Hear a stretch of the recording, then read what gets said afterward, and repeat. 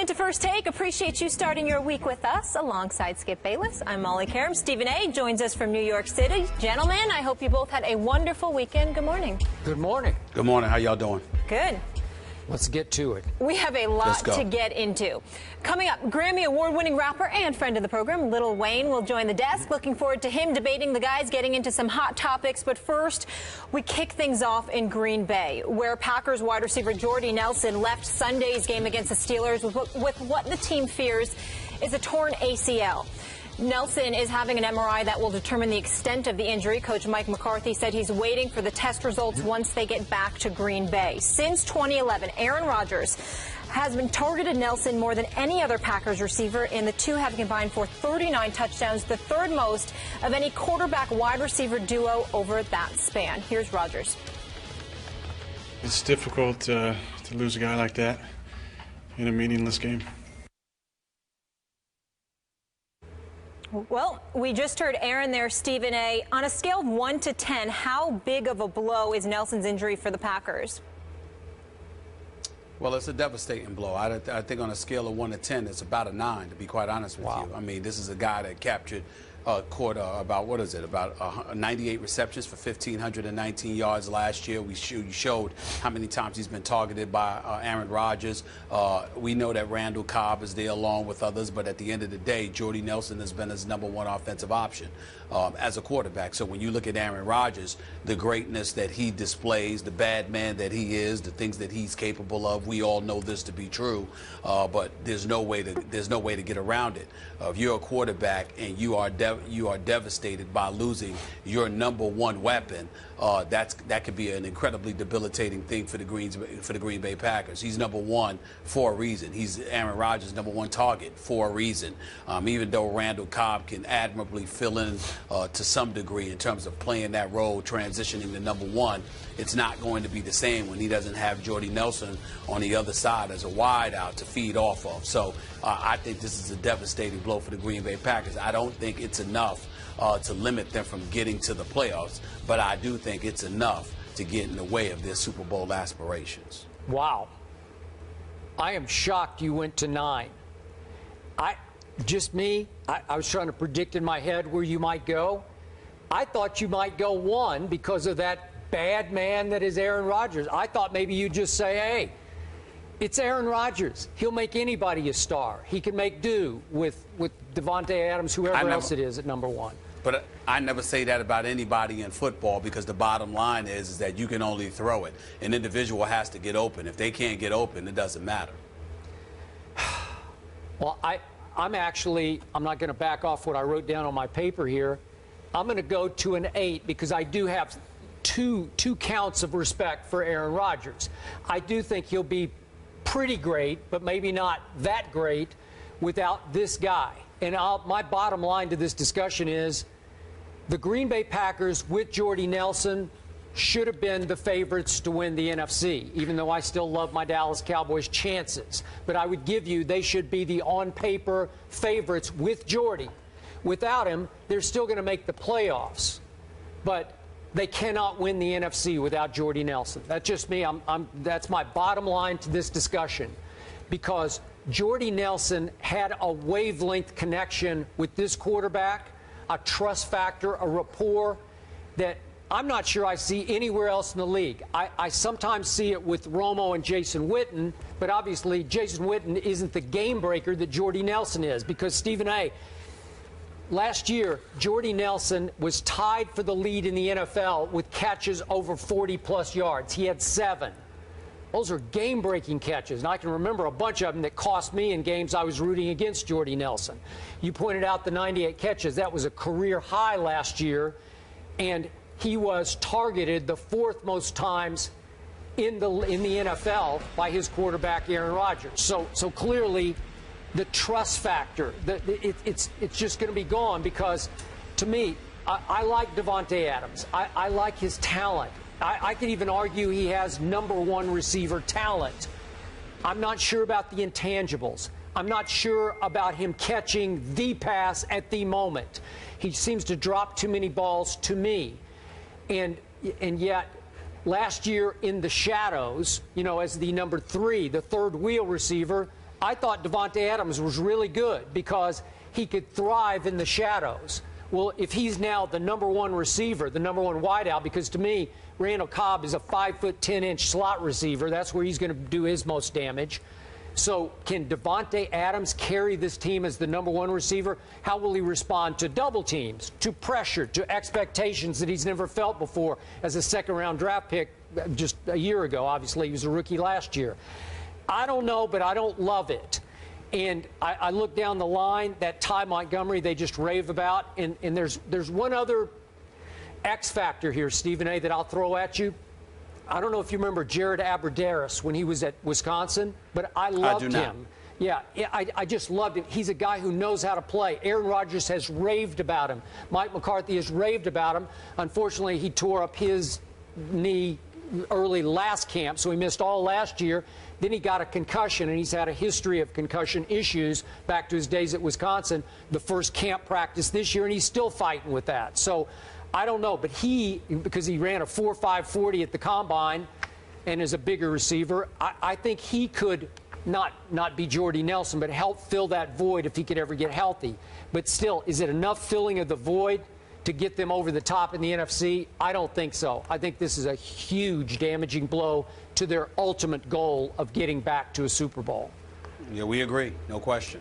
I can't argue with anything that you said. Okay, and let me throw this at you.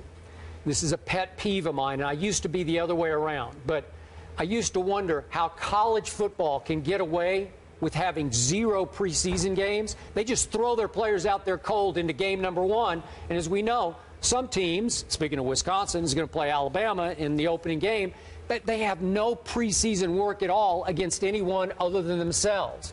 I've advocated before maybe college deserves to have one scrimmage against somebody nearby them, maybe even a rival. Just go scrimmage for a day. But in this case, 4 preseason games. Once upon a time it was 6. But I'm just getting sick and tired as a huge NFL fan of seeing this kind of thing happen in the second preseason game. It just makes me sick because it's freakish. I totally agree. But it's just too much. It's too many. I totally agree. Yeah. But here's the other thing that I would throw out. Skip, when these teams are scrimmaging one another, usually they put on shoulder pads and a helmet, but they hit high and they don't hit low. Yep. In scrimmages, right? How come that can't be? And the quarterback's off limits, obviously. Yeah. That's right. Ahead. Yeah. How come that can't be the case in preseason? I can tell you why. What's wrong with that? Because you can't sell that to the public. And if you're making your constituency, your season ticket holders, buy 2 home preseason games, think of the added revenue you're getting. And I'm saying, look at the revenue you're losing when you lose a Jordy Nelson or Marquise Pouncey is not as big a deal for Pittsburgh. It's a big deal internally because he's a center, but he's not a big star, obviously, not a ticket seller. Well, I'm not sure that the phrase losing revenue is applicable, because what we've been convinced of is that the NFL is king, and so much so, everyone's a distant second, that it's one of those situations when you look at the NFL, no matter what, it's going to sell. So I don't think the absence of Jordy Nelson or the absence of Pouncey or the absence of somebody else is going to make you lose money, because they have shown that when it comes to the NFL, I mean, preseason games are outrating, some playoff games in other sports, for crying out loud. Sure. So when you look at it from that perspective, I'm not sure if it's applicable that, the notion that they're going to lose revenue. They're going to get their revenue no matter what. But what I would say is, because they're going to get their revenue no matter what, I think some of these other things being instituted are plausible. When you watch these scrimmages, crowds are packed to come and watch the scrimmages. Because it's the NFL. It's not like 80,000 are out there, but I know. But again, I know. You're right. They draw. Yeah. So, and then not only that, the NFL, dare I say, is going to have to stop being a big gluttonous. You make a lot of money. The TV revenue is unquestionable. When you combine that with the fact that, again, you're only costing yourself some fans walking through the turnstiles, because folks are still going to watch these games on television. Sure. Either do away with a couple of preseason games, or just make the decision. And by the way, make the decision that you can't hit low. Now, I know that's counterproductive to what the NFL has been advocating, because their whole thing is to hit you as low as possible so they can stay away from the headshots, so they don't have to concern themselves with the concussion issue. However, my point is that you put on helmet and shoulder pads, and you know what? You force guys to hit from the chin and lower, and above the waist. That's going to obviously, through repetition, induce habits that could ultimately work to the advantage of the NFL, because if you're still enforcing avoiding headshots, but you're encouraging guys through the preseason to hit high from the waist on up to above the shoulders and the neck area, then come during the season, habits are going to take fold, and you may elect to do that more during the season than take out guys' knees too, because that's one of the things we lamented. So I think that it's a dual effect that could end up working to the advantage of the NFL and the viewing public, because the chances of seeing the people that you really want to see play will elevate. Could the NFL put the same product on the field in week 1 with one preseason game? Just one dress rehearsal? That's what we always call the third preseason game. They can't. But the flip side to it, Skip, is that the sacrifices early will elevate the level of urgency as the season progresses, because you may have cost yourself a game or two, before you catch your rhythm during the regular season. So because of that, it elevates the importance of the season as the season wanes, which is obviously what happens anyway. So to me, it just raises the importance even more so, which makes it even more compelling. Well, the bottom line to this discussion... And not only that... Yeah, go ahead. And not only that, Skip, keep in mind that you might catch one of the more experienced and accomplished teams sleeping because they didn't have the preseason to fall back on. So the lesser teams might have an opportunity to steal a victory here or there earlier on, which could potentially assist them later, which means more team will be in the mix for a playoff spot, and that would make things interesting in November and December. Well, the one play yesterday that could have caused real doom and gloom, not just in Green Bay, but around the NFL, Aaron Rodgers stayed in after Jordy went out. And there was a play in the end zone, I don't know if you saw it, Stephen A., that wound up being a safety in which I saw it. Aaron Rodgers held the ball way too long. I don't know what he was trying to pull off. And he got sandwiched between James Harrison and 4 or 5 other on-rushers. And I thought he was going to be hurt. It just looked horrible to me. So that's the kind of play I don't want to see in preseason game number 2. It's just not worth it to the overall product that is the National Football League. Got it. I'd assume Devontae Adams would be elevated to one of those top 2 receiving spots there with Randall Cobb, but this just in, ESPN is reporting that Green Bay is reaching out to Reggie Wayne. So we'll keep you posted on what happens there. I don't think he'd be the number 1, but...